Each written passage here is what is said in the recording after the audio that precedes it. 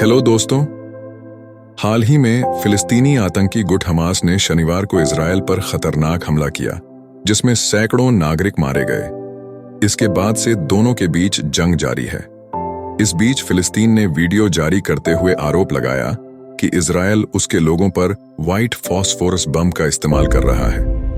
Video तो सालों पुराना निकला, लेकिन फॉस्फोरस बम पर चर्चा एक बार फिर शुरू हो चुकी है। तो चलिए देखते हैं व्हाइट फॉस्फोरस बॉम्ब क्या है, कैसे काम करता है और कितनी तबाही कर सकता है। ऐसा माना जाता है कि 19वीं शताब्दी में कार्बन डाइसल्फाइड में घोल के रूप में आयरिश राष्ट्रवादियों फेनियन ने पहली बार सफेद फास्फोरस का इस्तेमाल किया था।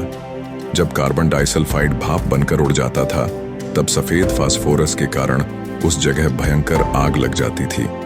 इस मिश्रण को फेनियन फायर के नाम से जाना जाता था। फिर 1916 में प्रथम विश्व युद्ध के शुरुआत से पहले ऑस्ट्रेलिया के सिडनी में पुलिस ने प्रतिबंधित केमिकल का इस्तेमाल करने के लिए 12 औद्योगिक कर्मचारियों को पकड़ा था। इन लोगों के ऊपर सफेद फास्फोरस के इस्तेमाल का आरोप भी लगा था। हालांकि 1920 तक इनमें से अधिकतर आरोपियों को रिहा कर दिया गया। व्हाइट फॉस्फोरस बम सफेद फॉस्फोरस और रबर को मिलाकर तैयार होता है। फॉस्फोरस मोम जैसा केमिकल है जो हल्का पीला या रंगहीन होता है। इससे सड़े हुए लहसुन जैसी तेज गंध आती है। इस रासायनिक पदार्थ की खूबी यह है कि यह ऑक्सीजन के संपर्क में आते भी आग पकड़ लेता है और फिर यह पानी से भी बुझाया नहीं जा सकता। यही बात इसे बेहद खतरनाक बनती है। अपनी आक्रामक क्षमताओं के अलावा सफेद फास्फोरस एक अत्यधिक कुशल धुआं पैदा करने वाला एजेंट भी है, जो हवा के साथ प्रतिक्रिया करके फास्फोरस पेंटॉक्साइड वाष्प का तत्काल घना धुआं तैयार करता है, जिसका उपयोग पैदल सेना छुपने के लिए करती है ताकि दुश्मन सेना को उनकी मूवमेंट का पता न चले। ऑक्सीजन के लिए रिएक्टिव होने की वजह से जहां भी गिरता है उस जगह की सारी ऑक्सीजन तेजी से सोखने लगता है। ऐसे में जो लोग इसकी आग से नहीं जलते वे दम घुटने से मर जाते हैं। ये तब तक जलता रहता है जब तक कि पूरी तरह से खत्म न हो जाए। यहाँ तक कि पानी डालने पर भी ये आसानी से नहीं बुझता, बल्कि धुएं का गुबार बनाते हुए और भड़कता है। फॉस्फोरस बम चूंकि 1300 डिग्री सेल्सियस तक जल सकता है, इसलिए ये आग से कहीं ज्यादा जलन और जख्म देता है, यहां तक कि ये हड्डियों तक को गला सकता है। कुल मिलाकर इसके संपर्क में आने पर इंसान जिंदा बच भी जाए तो किसी काम का नहीं रह जाएगा। वो लगातार गंभीर संक्रमण का शिकार होता रहेगा और उम्र अपने आप कम हो जाएगी। कई बार ये त्वचा से होते हुए खून में पहुंच जाता है। इससे हार्ट, लिवर और किडनी सबको नुकसान पहुंचता है और मरीज में मल्टी ऑर्गन फेल्योर हो सकता है। विस्फोट से पैदा हुए इसके लाखों कण चारों दिशाओं में सफेद धुएं के एक गुबार के साथ फैलते हैं। इसकी चपेट में आने से किसी भी इंसान की तुरंत मौत हो सकती है। इसके कण इंसानी शरीर के अंदर तक घुस जाते हैं। ऐसे में अगर कोई व्यक्ति सफेद फास्फोरस से जलने के बाद भी इलाज करवाता है तो उसके बचने की संभावना बहुत कम होती है। इनके कण तब तक चलते रहते हैं जब तक कि वे खुद ही खत्म ना हो जाएं, या फिर उन्हें ऑक्सीजन मिलनी बंद ना हो।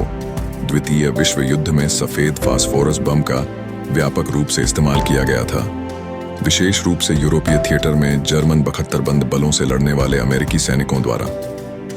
2004 में अमेरिकी सेना पर फालुजा के इराकी शहर पर 2004 के अपने हमले में फास्फोरस बम का उपयोग करने का आरोप लगाया गया था। एक साल बाद अमेरिकी सेना के एक प्रवक्ता ने सफेद फास्फोरस बमों के इस्तेमाल की बात स्वीकार की। लेफ्टिनेंट कर्नल बैरी वैन बेल ने तब बताया था, व्हाइट फॉस्फोरस एक पारंपरिक हथियार है। यह कोई रासायनिक हथियार नहीं है। वे गैर कानूनी या अवैध नहीं है। अफगानिस्तान में 2009 के यूएस तालिबान संघर्ष के दौरान सफेद फास्फोरस बमों के इस्तेमाल के मामले भी सामने आ चुके हैं। इस बम के खतरों को देखते हुए साल 1980 में जेनेवा कन्वेंशन में व्हाइट फॉस्फोरस को लगभग प्रतिबंधित किया गया, यानी कुछ खास जगहों पर इसका इस्तेमाल हो सकता है। Convention on certain conventional weapon (CCW) के तहत जो प्रोटोकॉल बना, उसमें इसके कम से कम उपयोग की बात मानते हुए 115 देशों ने हस्ताक्षर किए थे।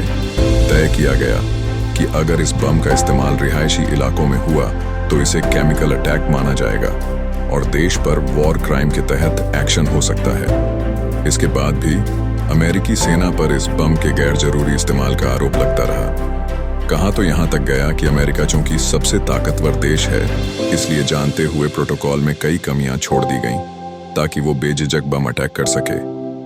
एक तरफ तो परमाणु हमले से इसकी तुलना होती रही, दूसरी तरफ जेनेवा कन्वेंशन में तय हुए प्रोटोकॉल में कई सारे लूप होल्स भी छोड़ दिए गए, जैसे रिहायशी इलाकों में हवा से जमीन पर वार करने वाले हथियारों पर रोक लगी हुई है, जबकि जमीन से जमीन पर हमला करने को लेकर कोई बात नहीं। एक्सपर्ट्स का कहना है कि इसी बात का फायदा उठाकर फॉस्फोरस बम से हमला हो सकता है। इसका हमला अगर सरफेस से भी हो तो भी खतरा कम नहीं होता। तो दोस्तों, ये जानकारी आपको कैसी लगी? कमेंट करके हमें जरूर बताएं। वीडियो पसंद आए तो लाइक शेयर जरूर करें, चैनल को सब्सक्राइब कर लें। फिर मिलेंगे ऐसी ही एक नई इंटरेस्टिंग वीडियो के साथ। तब तक के लिए जय हिंद।